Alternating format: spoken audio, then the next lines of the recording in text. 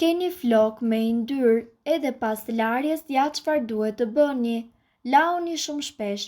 Larja e përditshme nuk është e nevojshme, por përkundrazi mund të ketë efekte negative në flokët tuaj.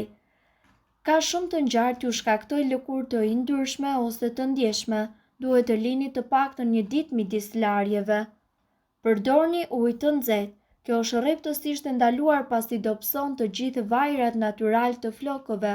Përkundrazi idealja nëse nuk e duroni dot kur uji është i ftohtë, mund të përdorni ujë të vakët.